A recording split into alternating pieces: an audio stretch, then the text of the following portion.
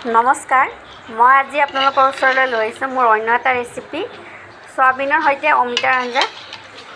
আহকচোন এইখন মই কেনেদৰে বনাইছোঁ চাই লওঁ।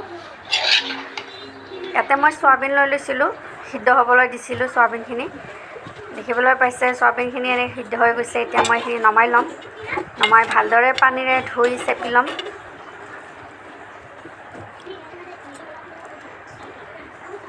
ভালদৰে এইখিনি চেপি ল'ব।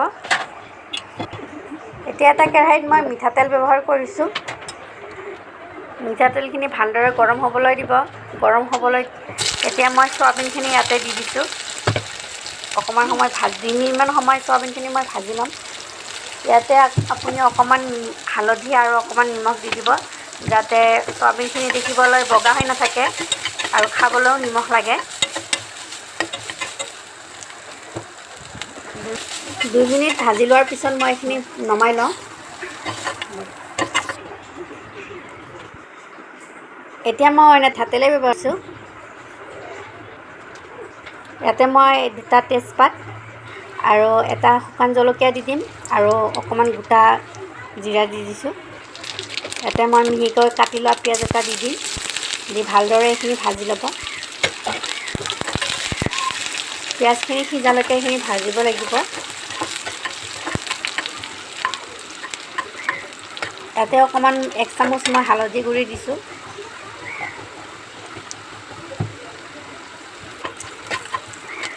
এতিয়া ইয়াতে মই অমিতা আৰু আলু দেখিবলৈ পাইছে ডাঙৰ ডাঙৰকৈ কাটি লৈছিলোঁ, সেইখিনি দি দিছোঁ। দি ভালদৰে এইখিনি লৰাই দিব। ভালদৰে মিক্স কৰি ল'ব।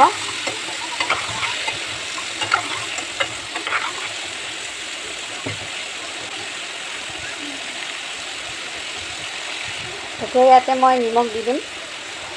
আৱশ্যক অনুযায়ী আপোনালোকে নিমখ দি দিব। নিমখখিনি দি ভালদৰে মই লৰাই দিছোঁ। লৰাই ইয়াত 2-3 মিনিট সময় মই ঢাকন দি থৈ দিম।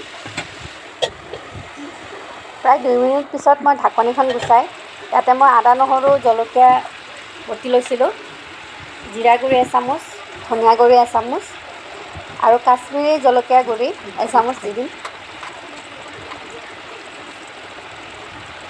এতিয়া এইখিনি মই ভালদৰে লৰাই ল'ম।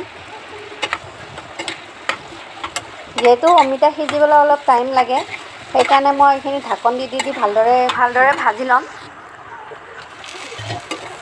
এইখিনিতে মই এটা সৰু বিলাহী মিহি মিহিকৈ কাটি লৈছোঁ, কাটি দি দিছোঁ। এইখিনি ভালদৰে লৰাই ল'ব।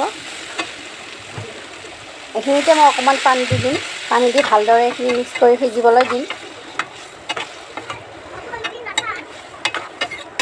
মই এনেদৰে অকণমান পানী দি ভালদৰে অমিতা আৰু আলুখিনি এনেকৈ সিজাই লৈছোঁ।